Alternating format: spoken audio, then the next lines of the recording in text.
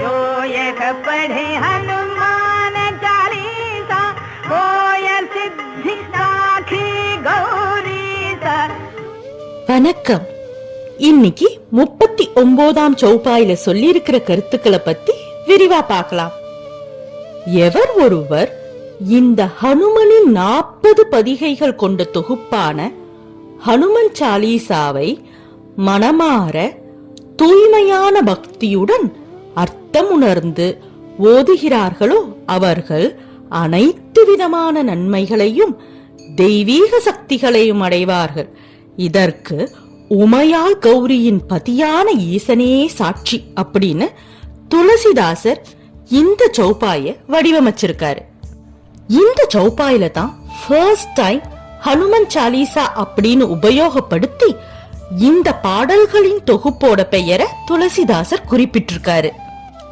அது மட்டும் இல்லாம இந்த பாடல்கள் பாடறனால பக்தர்களுக்கு கிடைக்கும் அருளை பத்தியும் குறிப்பிட்டிருக்கிறனால இந்த சௌபாய் பலஸ்துதியா கருதப்படுது. நம்ம இந்து வழிபாட்டு முறை பிரகாரம் எந்த ஒரு ஆராதனையும் சங்கல்பத்தோட ஆரம்பிச்சு பலஸ்துதியோட முடிக்கிறது தான் வழக்கம். சங்கல்பம் அப்படிங்கிறது தோஹால பார்த்தோம்ல, நமக்கு என்ன வேணும், அதாவது பலம், புத்தி, வித்யா இவை மூன்றும் மருளி நம்ம கிட்ட இருக்கிற கிளேஷம், விகாரம் இவை இரண்டையும் அகற்றுமாறு கேட்டுக்கிட்டோம்ல, அந்த ஆசையின் விதைத்தான் சங்கல்பம். பலஸ்துதி அப்படிங்கிறது பக்தர்கள் என்னெல்லாம் வேணும்னு ஆசைப்பட்டிருக்காங்களோ ஹனுமனின் அருளால அதெல்லாம் பெறுவாங்க அப்படின்னு ப்ராமிஸ் பண்றதா அமைச்சிருக்காங்க. இங்க ஆசைகள் நிறைவேறட்டும் அப்படின்னு துளசிதாசர் அவரோட தனிப்பட்ட வாக்குறுதிய கொடுக்கல.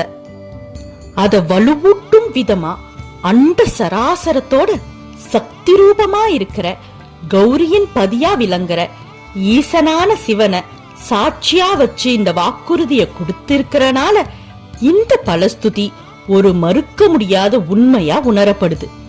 சரி, இந்த ஸ்லோகத்தோட ஆர்டர் வைஸ் மீனிங்க ஒரு தடவை பார்த்துடலாம்.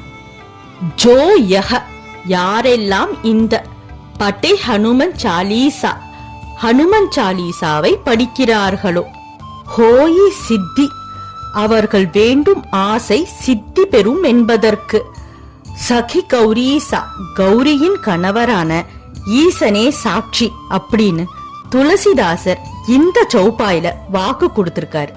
நன்றி.